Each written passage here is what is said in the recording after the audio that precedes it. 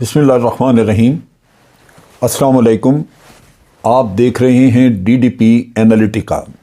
ہم دیکھ رہے ہیں کہ سیاست میں جو کسی زمانے میں ایمانداری اور شائستگی ہوا کرتی تھی، جبکہ قائد اعظم اور ان کے ساتھی موجود تھے، تو بڑا کم دیکھنے میں آتا تھا کہ کوئی جھوٹ بولتا ہے یا کوئی ریاکاری کر رہا ہے۔ لیکن اب سیاست میں رہ کیا گیا ہے سوائے جھوٹ اور ریاکاری کے، اور اس کے اوپر پھر جعل سازی۔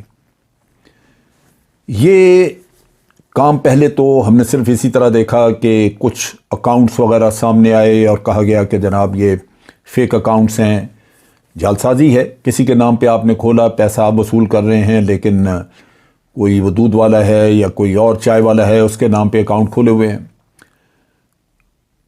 یہ چیزیں چل ہی نہیں تھیں کہ آپ نے دیکھا کہ پاناما کا کیس چل نکلا، سارے شواہد جی آئی ٹی نے لا کے سامنے رکھ دیے، لیکن یہاں پہ اب قصہ شروع ہوا جعل سازی کا۔ جو کہا ہوا تھا کہ ہم سب کچھ آپ کو سب جائز آمدنی سے ہے، ہم سارے شواہد سامنے رکھیں گے، اس کے بدلے میں جعلی کاغذات نکلنے شروع ہوئے، ایک جعلی قطری خط اور پھر اس کے ساتھ ایک جعلی ایفیڈیوٹ۔ اب یہ بہت غلط بات ہے، بہت بری بات ہے کہ کوئی بھی شخص اگر وہ کلیم کرے کہ وہ پاکستان کا حکمران ہو، لوگ اس کو سارے ووٹ دیں، اس پہ اتنا اعتماد کریں، تو جب وہ اس طرح کے کام کرے گا تو اعتماد لازماً اس کے اوپر نہیں رہے گا۔ یہ اس کا ایک پہلو ہے۔ لیکن اللہ جانے کیا ہوا اس سیاست کو کہ اس کے بعد یکے بعد دیگرے کام شروع ہوئے۔ اس کے بعد آپ نے دیکھا کہ منظر عام پہ ایک ویڈیو آئی جو کہ جج ارشد ملک کی تھی، اور جج ارشد ملک کی ویڈیو بنائی اسی طرح گئی کہ اس میں دو ہی آدمی سامنے نظر آتے ہیں، یعنی ناصر جنجوعہ اور ناصر بٹ۔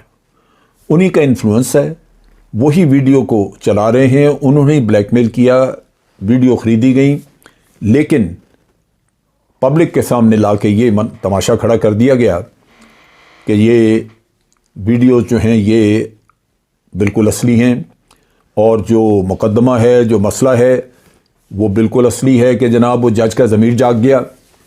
جج صاحب نے تو پیسے کھائے ہوئے تھے، آپ پہلے دن سے اس کے ساتھ رابطے میں تھے، آپ ہی نے تو اس کو پوسٹ کروایا۔ لیکن یہ ساری چیزیں پیچھے رہ گئیں۔ پچھلے دنوں آپ نے دیکھا کہ ایک اور ڈرامہ سامنے آیا۔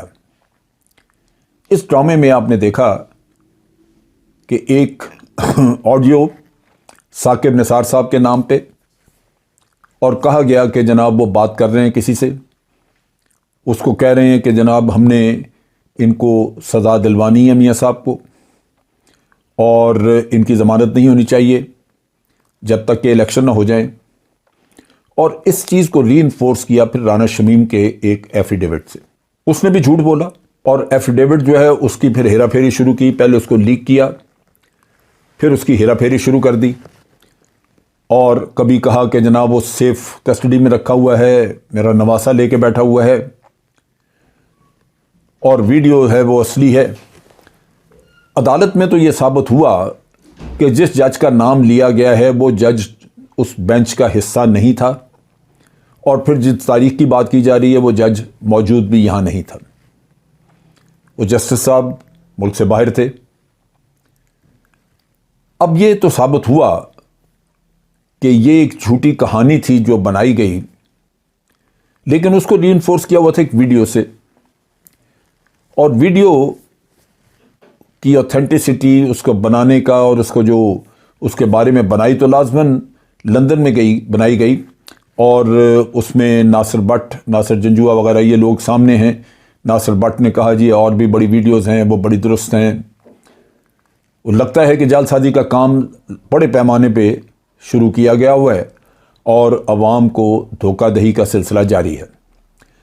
اب یہ جو ویڈیو تھی، اس کو پہلے یہ جو آڈیو تھی جسٹس ثاقب نثار کی، وہ پہلے دن سے ہی کچھ لوگوں کو شک پڑا، لہٰذا انہوں نے اس کا تجزیہ کرنا شروع کیا، اور سما ٹی وی نے تو پہلے دن ہی کہہ دیا تھا کہ اس میں یہ جملہ فلاں جگہ سے پک کیا، یہ جملہ فلاں جگہ سے پک کیا۔ انہوں نے میرا خیال ہے 4-5 جملوں میں سے 2 یا 3 کا انہوں نے بتایا، لیکن سارا چونکہ نہیں تھا تو پھر اس میں موقع مل گیا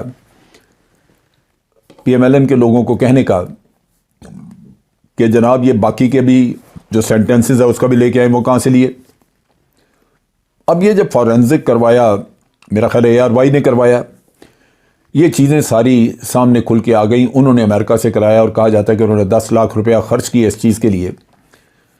ایک خطیر رقم ہے، لیکن میرا خیال ہے کہ سچائی کو سامنے لانے کے لیے کوئی بھی رقم خرچ کی جائے وہ کم نہیں ہے یا وہ زیادہ نہیں ہے، اس کو خرچ کر دینا چاہیے۔